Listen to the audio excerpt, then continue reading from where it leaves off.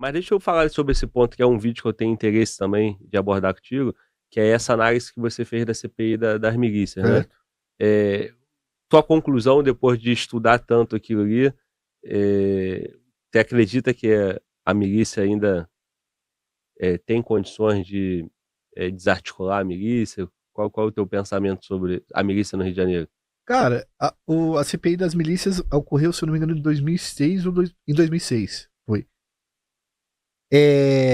O Marcelo Freixo só conseguiu passar a CPI das milícias porque aconteceu uma questão lá no bairro, na favela do Batã, que uma jornalista do jornal O Dia, o fotógrafo e o motorista, eles foram sequestrados por milicianos da região e os milicianos deram os tapas nos caras, não chegaram a tirar a vida, mas suplicaram os caras.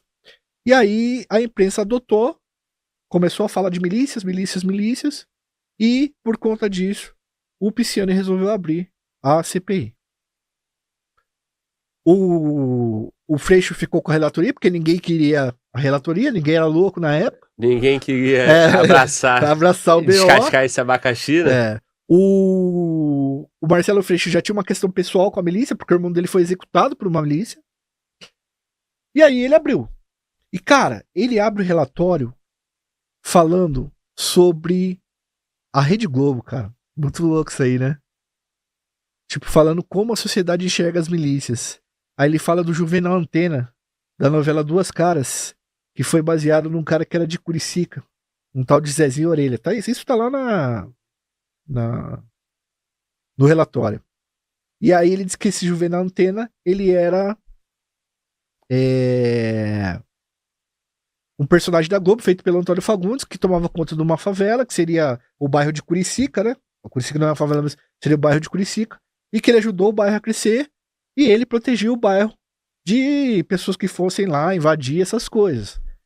E aí ele mostra logo de princípio como a Globo e a sociedade começavam a ver, viam a milícia como alguma coisa interessante, como autodefesa e essas coisas. E depois ele começa a explanar, pegando vários autores, cientistas sociais, jornalistas, para falar o que é a milícia. E aí ele começa a falar das milícias que existem no Rio de Janeiro, em especial a Liga da Justiça, né? Uhum. Que era a milícia principal na época. Alguns caras já tinham sido presos, mas estavam sendo investigados ainda. E, cara, o relatório termina com 50 pontos do que fazer. Não, 50 pessoas indiciadas e 20 pontos do que fazer para evitar que a milícia crescesse na zona oeste do Rio de Janeiro. Não adianta nada. Porque a zona oeste do Rio de Janeiro. Às vezes os caras. Essa parte da milícia, até então, era mais a milícia de Rio das Pedras, não era isso? Isso, de Rio das Pedras e a Liga da Justiça de Campo Grande. Só que depois espalhou mais ainda, né? Porque assim, ó, a gente tem que entender um pouco de geografia e história da geografia do Rio de Janeiro. Achei muito interessante isso daí pra gente falar. O Rio de Janeiro, a maioria da urbanização que aconteceu no Rio de Janeiro nos anos 50 e 60, aquela urbanização desregulada, aconteceu na zona norte do Rio e na zona sul do Rio de Janeiro. Então a zona norte e a zona sul do Rio de Janeiro, elas se urbanizaram muito rapidamente, o comércio ilegal de entorpecentes ficou muito concentrado lá. E a zona oeste do Rio de Janeiro, ela é 40% do Rio de Janeiro. Na verdade, ela tem 40% da população do Rio de Janeiro. Mas em território ela é 2/3 do Rio. Isso. Ela é gigantesca. Inclusive a região de Jacarepaguá, que foi uma região que se tornou uma região boa para se viver. E aí a milícia explorando essa parte de grilagem, né? Isso. É ideal, pô. Terra pra cacete, você constrói um monte de coisa, você constrói em área que não pode construir, que o cara normal ali, o trabalhador não vai construir, mas eu sou mafioso, eu sou da milícia, eu construir, foda-se. Só que daí, cara, o que acontece? A partir dos anos 80, você tem uma expansão ali que você só tinha comércio de entorpecentes dentro da Cidade de Deus, que fica lá na Zona Oeste. Aí você começa a expandir para aquele lado, você tem 2 bairros gigantescos ali. A região da Grande Jacarepaguá, que agora é um distrito, né, uma região administrativa, e você tinha Campo Grande, que são 2 regiões que tem muita gente. E o governo não estava dando conta nem da Zona Norte e da Zona Sul. Ele foi meio que terceirizando as coisas ali. Então o transporte público não tinha. Quem que colocava o transporte público? Os caras. Tipo, policiais moravam em Campo Grande. Não tinha uma base da polícia lá porque o Estado não colocava, Glauber? O que o cara chegava? O Glauber era a polícia. Roubaram as coisas da minha casa. Eu não vou lá no batalhão, na outro bairro, em Santa Cruz, em Bangu, pra chamar a polícia. Não, o que eu faço? Eu vou no Glauber e faço o Glauber. Tem como você resolver pra mim? O Glauber ia lá como xerifão, o quebra, né? Eles chamavam de quebra. Trazia o cara, fazia o cara devolver as coisas. Se o cara tivesse correndo, ser reincidente, ele tirava a vida do cara.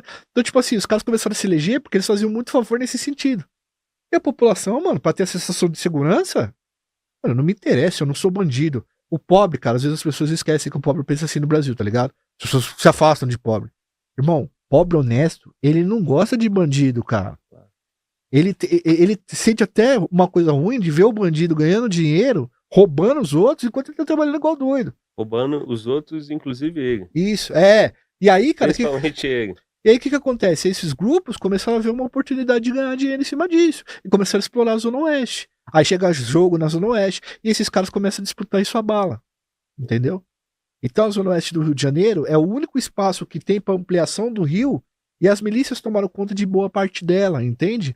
E aí que causa essa questão. Essa é o principal ponto da CPI das milícias colocados, mas continuou crescendo bastante. Então, aí esses 50 pontos, você está dizendo que o efeito na prática foi praticamente nulo, né? Mas a milícia dessa década aí, 2006, era uma milícia romantizada ainda pela população, né?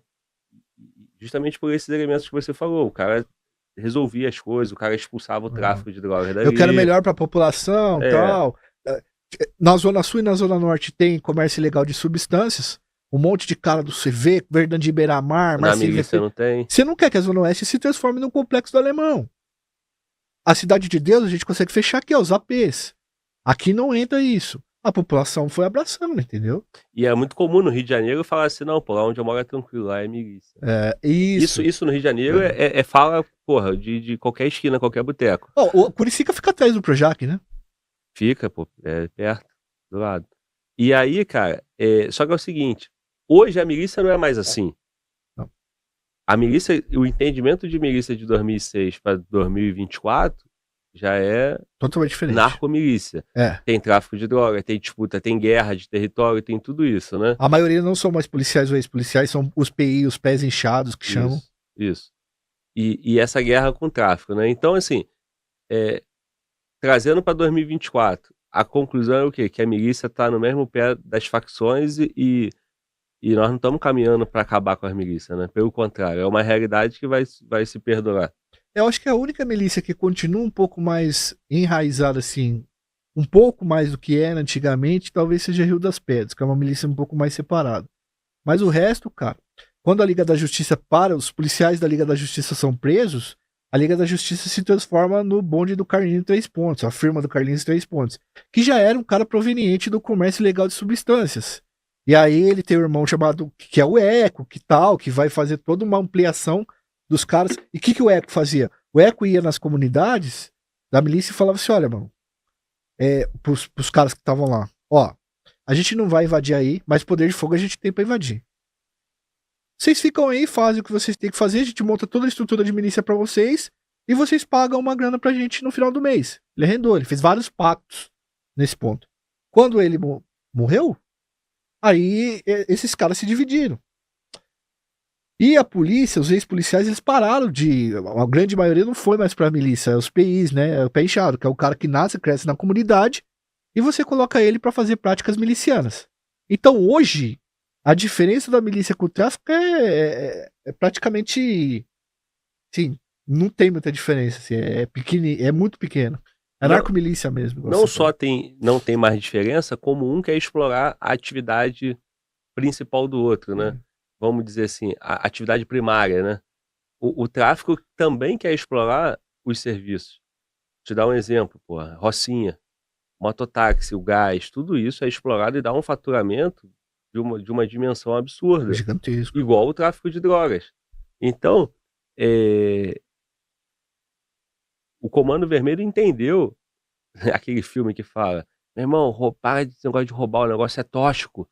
Não tem? Qual é o filme? É Cidade de Deus? É Cidade de Deus, o bagulho agora é tóxico. O bagulho agora é tóxico. Então, o bagulho agora, meu irmão, é gato net, o bagulho agora é mototáxi, o bagulho agora é Kombi. Mas o lance da grilagem é o que tava dando mais dinheiro. A grilagem. O Comando Vermelho tem interesse nisso também. Tem, porque, mano, é a dinâmica. É a dinâmica de empresa do lugar. Cara, Glauber, vamos supor que esses caras dominem o transporte público do local. O Estado não precisa ficar gastando dinheiro colocando transporte público ali se os caras estão dominando. E a população vai reclamar do quê? Muitas vezes não consegue reclamar. Primeiro, porque não tem pra quem reclamar. Segundo, porque tem medo. E terceiro, porque o cara tá conseguindo descer da comunidade e ir trabalhar nas vozes dos caras. Isso.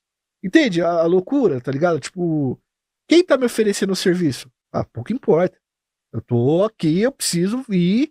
E é assim que a dinâmica funciona. É muito doido, cara, essas questões de exploração no Rio de Janeiro.